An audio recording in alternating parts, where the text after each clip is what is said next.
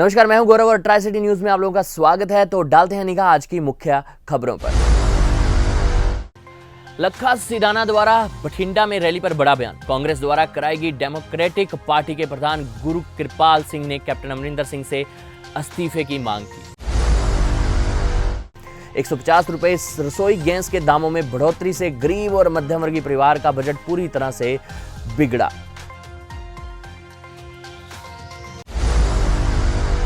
शिक्षा विभाग के आदेश के बाद आज से तीसरी से लेकर 5वीं कक्षा के बच्चे स्कूल पहुंचे।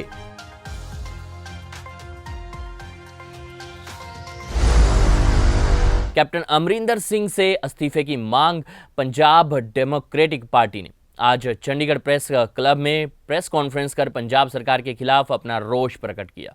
पार्टी के प्रधान गुरु कृपाल मान ने कैप्टन अमरिंदर पर भड़कते हुए कहा कि एक तरफ से तो केंद्रीय सरकार लखा सिडाना को ढूंढ रही है और दूसरी ओर पंजाब सरकार ने कैसे सिडाना को सूबे में विशाल रैली की इजाजत दे दी। यह तो पूरी तरह से सरकारी तंत्र का फेलियर है। पंजाब डेमोक्रेटिक पार्टी डेमोक्रेटिक तंत्र की वकालत करती है, लेकिन ऐसे अलोकतांत्रिक घटनाओं को सूबे में होने देने का पंजाब सरकार की बेसब्री जाहिर कर रही है। यहीं सूबा से यही बात आ रही है कि कोई भी इतनी बड़ी रैली कैसे संबोधित कर सकता है और वो भी स्टेज से खुलेआम सरकार को लेकर कैसे ललकार सकता है। पंजाब एक शांतिप्रिय सूबा है। बठिंडा रैली कांग्रेस पार्टी की शह पर हुई और वह कांग्रेस ही इसकी जिम्मेदार है। हमारी पार्टी डेमोक्रेसी व शांति, हमारे यूथ के वेलफेयर चाहते हैं। हम पंजाब के यूथ को शांतिप्रिय तरीके से अपराधियों से दूर रखें या शांतिपूर्ण जीवन यापन करें, वह कांग्रेस की गुंडागर्दी से बचें। आज का युवा आपराधिक तत्वों की कठपुतली ना बने। ਦਾ ਮਤਲਬ ਇਹ ਹੈ ਕਿ ਜੇ ਕਾਂਗਰਸ ਪ੍ਰੋਜੈਕਟ ਕਰ ਰਹੀ ਹੈ ਉਹਨੂੰ ਤਾਂ ਹੀ ਪ੍ਰੋਜੈਕਟ ਹੋ ਰਿਹਾ ਨਾ ਉਹ ਰੈਲੀ ਦੇ ਵਿੱਚ ਉਹ ਗਵਰਨਮੈਂਟ ਨਾਲ ਗੱਲ ਕਰਕੇ ਆਇਆ ਹੋਊਗਾ ਕਿ ਮੈਂ ਉੱਥੇ ਜਾਊਂਗਾ ਤੁਸੀਂ ਅਰੈਸਟ ਨਾ ਕਰਿਓ ਮੈਨੂੰ। ਇਹ ਪਰਸੈਪਸ਼ਨ ਹੈ ਲੇਕਿਨ ਇਹ ਸੱਚ ਵੀ ਹੈਗਾ। ਹੁਣ ਦੇਖੋ ਉਹ ਆਰਾਮ ਨਾਲ ਘੁੰਮ ਰਹੇ ਆ। ਇੰਨਾ ਕੁਝ ਹੋ ਗਿਆ ਦਿੱਲੀ ਦੇ ਵਿੱਚ ਉਦੋਂ ਜਦੋਂ ਕਿਸਾਨ ਵੀ ਸਾਡੇ ਗਏ ਸੀ ਉੱਥੇ। ਅਸੀਂ ਦੇਖੋ ਕਿਸਾਨਾਂ ਦੇ ਸਮਰਥਨ ਕਰਦੇ ਹਾਂ। ਮੈਂ ਆਪ ਇੱਕ ਕਿਸਾਨ ਹੈ। ਅਸੀਂ ਚਾਹੁੰਦੇ ਤਿੰਨੋਂ ਕਾਨੂੰਨ ਕੈਂਸਲ ਹੋਣੇ ਚਾਹੀਦੇ ਨੇ। ਇਹ ਠੀਕ ਨਹੀਂ ਹੈਗੇ। सिर्फ किसानों वास्ते नहीं, जो कंज्यूमर है वो वास्ते भी गलत ने ये, क्योंकि जो आटा दाल खाने बहुत महंगा हो सकता बाद कल नूं। असी करते चाहते हैं कि लॉ कैंसल हो, लेकिन इस तरीके नहीं असी खून खराबे नाल नहीं चाहते लॉ कैंसल हो। किसी बंदे नूं शह देना भी तू अगे आके आ काम कर, एक बड़ा जुर्म है। कैप्टन गवर्नमेंट के खिलाफ एक्शन लेना चाहिए। लोगों को सोचना चाहिए भी तुसी ये बंदे इदां दी पॉलिसी क्यों कर रहे, समझने की लोड़ है। वो इसलिए करते पे ने ताकि जी 2022 दी चोणां है उहदे विच ओह गुंडागर्दी नाल अगे आउण। वैसे तो उन्होंने वोटां पैणियां नहीं हैगियां, इस तरीके नाल बदमाशी दिखा के अगे आउणा चाहुंदे ने। मोहाली दे विच कारपोरेशन इलैक्शन होए, इन्होंने वार्ड बंदी इन्ने गलत तरीके नाल कीती है ना, जिवें 4 दीवारां ने, एक ये अलग वार्ड च पाती, ये अलग वार्ड च पाती। जदों इलैक्शन दा रिजल्ट आउणा सी 17 नूं 16 नूं गिणती हो गई। इन्होंने मतलब कि ये गुंडागर्दी तरीके नाल चले होए सारे पासे।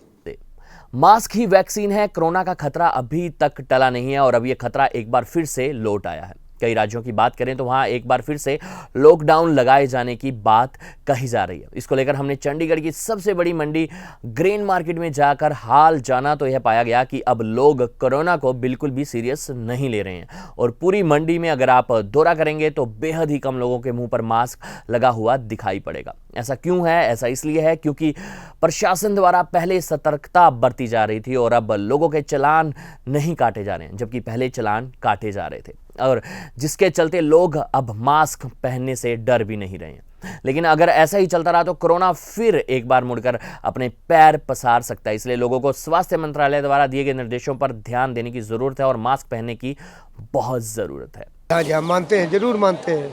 गलती मानते हैं? हाँ, गलती मानते हैं। इसकी जी बहुत बड़ी गलती की है मैंने। हाँ जी, मानते हैं जी। हाँ जी, मानते हैं जी, गलती होगी सर। यही है लगाया तो हुआ नहीं, गलती मानते हैं। मास्क तो इधर भी नहीं लगा हुआ है सर। वहाँ अभी वो इससे बात चल रही थी। बात तो मैं भी कर रहा हूँ आपसे, मास्क लगा हुआ है। नहीं, मास्क आपकी जिंदगी भारत को और आपके परिवार को बहुत जरूरी है, बहुत जरूरी है। अभी डाला था, थोड़ी देर डाला था। गैस सिलेंडर की कीमतें बढ़ने से मध्यम वर्गीय परिवार का रसोई का बजट बिगड़ता नजर आ रहा है, क्योंकि सिलेंडर के दाम में बढ़ोतरी होने से आम लोगों की कमर टूट चुकी है। करीब 150 रुपए रसोई गैस के दामों में बढ़ोतरी से गरीब और मध्यम वर्गीय परिवार का बजट पूरी तरह से बिगड़ गया है। आने वाले दिनों में सिलेंडर गैस की जगह अब लकड़ी और अन्य सामग्री के जरिए रसोई में खाना बनाना पड़ सकता है। आम लोगों का कहना है कि अगर इसी तरह से महंगाई बढ़ती रही तो अपने घर का गुजारा किस तरह से करेंगे और किस तरह से अपने बच्चों को पढ़ाएंगे। क्या बोले, आगे से सरकार महंगाई बढ़ाई जा रही है।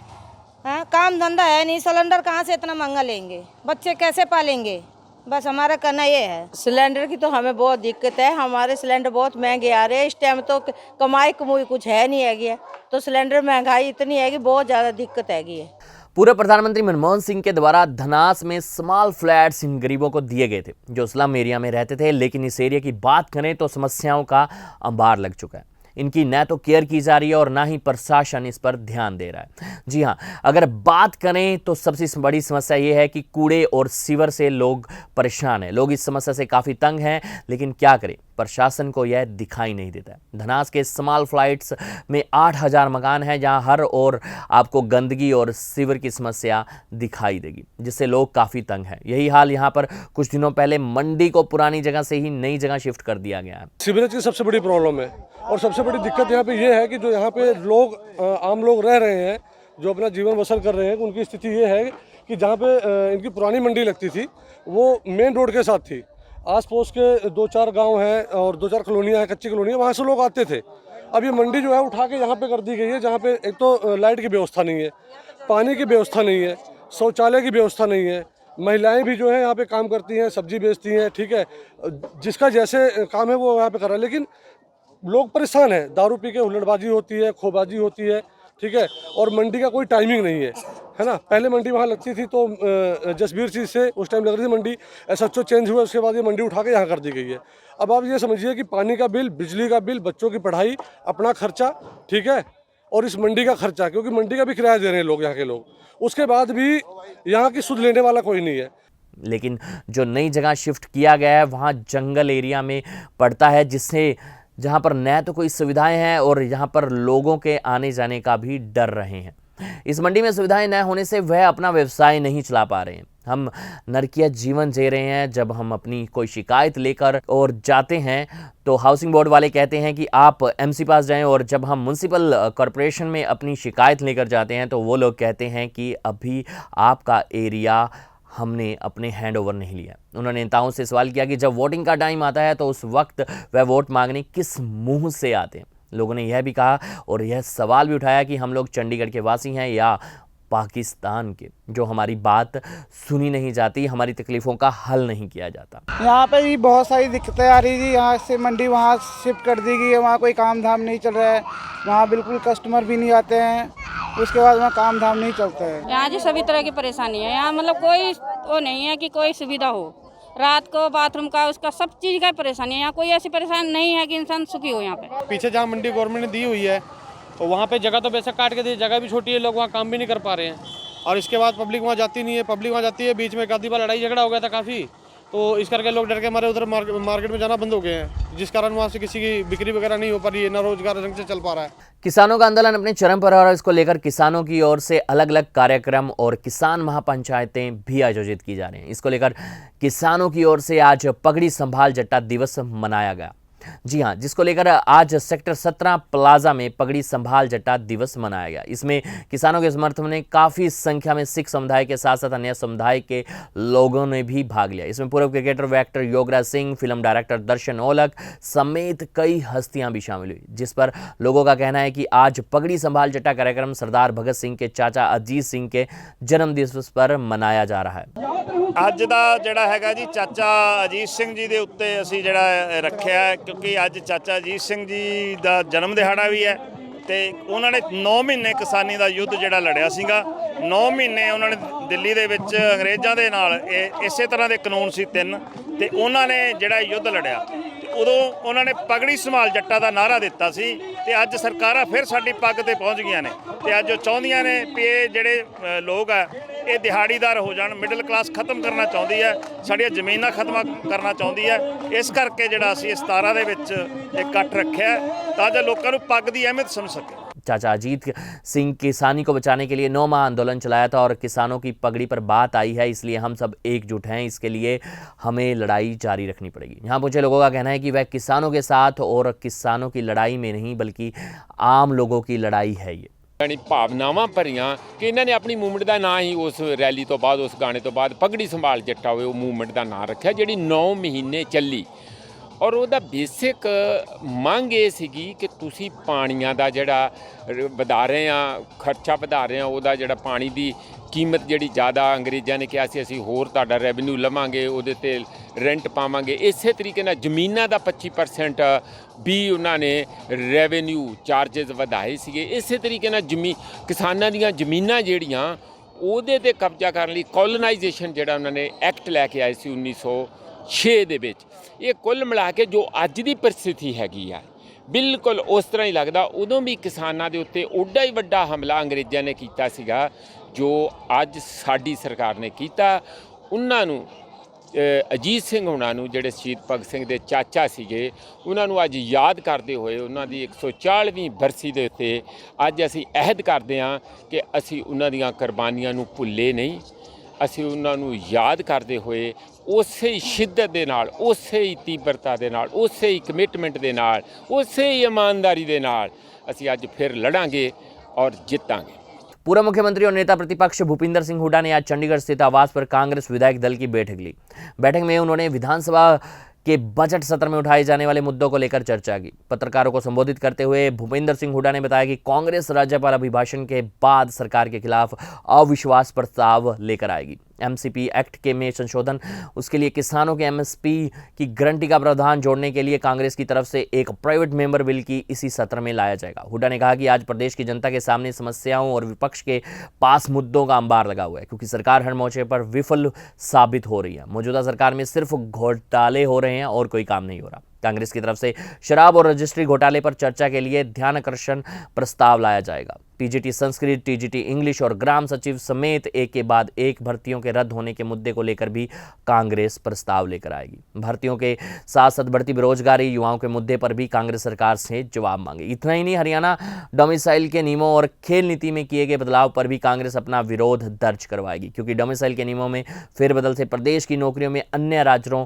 की नौकरियों के लोगों की भागीदारी बढ़ेगी और हरियाणा की आरक्षित श्रेणियां एससी और बीसी नौकरी मिलना मुश्किल हो जाएगा। जिस तरह से एसडीओ भर्ती में सामान्य श्रेणी के स्थानीय युवाओं को दरकिनार कर अन्य राज्यों के युवाओं को तरजीह दी गई है, उसी तरह डोमिसाइल नियमों में बदलाव के बाद एससी और बीसी श्रेणी के लोगों के साथ भी ऐसा किया जा सकता है। जी हाँ, और इसी के साथ प्रदेश में नाम रोशन करने वाले खिलाड़ियों का हौसला टूटेगा। नई नीति में ओलंपिक्स में सभी खिलाड़ियों के हितों की अनदेखी की गई है। पत्रकारों से बातचीत में भूपिंदर सिंह हुड्डा ने कहा कि एक बार फिर से सरकार किसान आंदोलन का जल्द समाधान निकालने की मांग करेगी। उन्होंने कहा कि आंदोलन को 3 महीने पूरे होने को हैं। सरकार को अब किसानों की मांगें मानने में देरी नहीं करनी चाहिए। साथ ही उन्होंने किसानों से भी अपील की कि वो अपनी फसलों को किसी भी तरह का नुकसान न पहुँचाएं।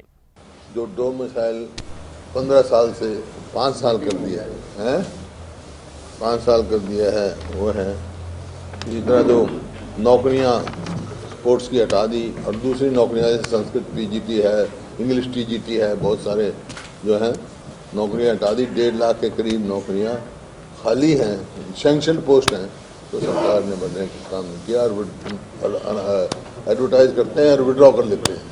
तो ये टेस्ट लेते हैं, पेपर लीक हो जाता है, टेस्ट होते हैं पेपर लीक हो जाता है। कॉन्ट्रैक्ट और आउटसोर्स कर देता है। और स्पोर्ट्स पॉलिसी पे जो इन्होंने किया मुख्य तौर पे ये कानून व्यवस्था है और जो फार्मर्स का किसानों की जो परिस्थिति है, किसानों के लिए जो प्रस्ताव वो रेजोल्यूशन लेके आएंगे और एपीएमसी में जो है वो अमेंडमेंट प्राइवेट मेंबर बिल रखे हुए हैं। करप्शन में भ्रष्टाचार है, मुख्य इन विषयों पर सबने साथियों ने अपने अपने विचार रखे और सभी साथी जो है गवर्नर एड्रेस पे, बजट पे और इस पे अपना विचार रखेंगे। बाकी 4 तारीख को 3 बजे हरियाणा में सिर्फ एक काम हो रहा है, घोटाले हो रहे हैं और कर्जा बढ़ा रहे हैं। शिक्षा विभाग के आदेश के बाद आज से 3री और 5वीं कक्षा के बच्चे स्कूल पहुंचे। कोरोना गाइडलाइन के बीच 3री से 5वीं कक्षा के बच्चे स्कूल आना शुरू हुए। इससे पहले 6th से लेकर 12th तक के बच्चों का स्कूल खोले गए थे और अब 3री से 5वीं कक्षा तक के बच्चे स्कूल आना शुरू हो गए हैं। कोविड-19 गाइडलाइन के तहत सोशल डिस्टेंसिंग और मास्क व सैनिटाइजर अनिवार्य। सुबह 10 से 1:30 बजे तक यह स्कूल खुलने का समय रहेगा। ऑनलाइन क्लासेस भी जारी रहेंगी। जैसे ही हमें आदेश मिला कि बच्चों के स्कूल खुलेंगे 3री से 5वीं के, तो हमने सबसे पहले स्कूल उनके रूम्स को प्रॉपर सैनिटाइज़ कराया। उसके बाद हमने मशीन लगाई है एक बाहर उधर प्राइमरी साइड पे कि बच्चा अपना हाथ नीचे करेगा तो वो सैनिटाइज़ हो जाएगा। और जो बच्चे मास्क पहन के आएंगे ठीक है, नहीं भी पहन के आएंगे तो हम अपनी तरफ से जो है उनको बच्चों को प्रोवाइड करेंगे। और एक क्लास में हम एक सैनिटाइज़र की बोतल रख रहे हैं कि बस जो टीचर्स आएँ और उनको सैनिटाइज़ कराएँ। मतलब और आज एक मेडिकल टीम भी आ रही है हमारे यहाँ जो बच्चों को उनका टेम्परेचर उनका चेक करेगी। कोविड टेस्ट नहीं करेगी लेकिन उनको चेक करेगी क्या वो मेडिकली फ़िट है या नहीं है।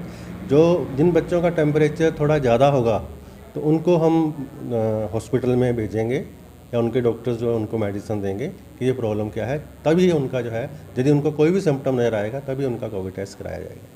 12वीं senior national table tennis championship Panchkula के ताऊ देवीलाल स्टेडियम में संपन्न हुई। उप मुख्यमंत्री दुष्यंत चौटाला और खेल मंत्री संदीप सिंह मुख्य अतिथि थे। दुष्यंत चौटाला ने कहा कि सभी विजेताओं और प्रतिभागियों को बधाई दी और कहा कि हमारा प्रयास है कि पंचकुला के ताऊ देवीलाल स्टेडियम में अंतर्राष्ट्रीय स्तर की खेल प्रतियोगिताओं का आयोजन किया जाए।